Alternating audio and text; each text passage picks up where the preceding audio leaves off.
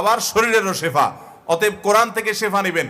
আপনি কারোর কাছ থেকে যাওয়ার প্রয়োজন নাই, নিজে নিজে সূরা ফাতিহা পড়ে ফু দেন। আর যদি কোনো নেককারকে দিয়ে করাতে পারেন আরো ভালো, তাহলে সেক্ষেত্রে আপনার শেফা হবে সেটি। অন্যান্য সূরাগুলো শেফা, বিভিন্ন আয়াতে শেফা আছে, সেগুলো পড়তে পারেন। অতএব কোন কুফরি কালাম করে এরকম কোন মানুষের কাছে যাওয়া জায়েজ হবে। কারা কুফরি কালাম করে বুঝবেন কিভাবে?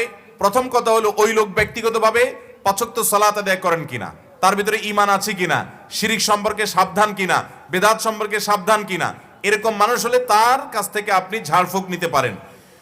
এটা দেখে বুঝতে পারেন যে লোকটা কুফরি কালাম করবে না। দ্বিতীয়ত, সে যদি আপনাকে এমন কোন তাবিজ কবজ এমন কিছু দেয়, বিশেষ করে বিভিন্ন জিনিসপত্র, এগুলোর মধ্যে গিরা, তারপরে আপনার সুতা বাঁধা, সেগুলোর মধ্যে বিভিন্ন জিনিস লেখা, বিভিন্ন পেরাক পোতা, এগুলো সবগুলো কুফরি কালামের লক্ষণ।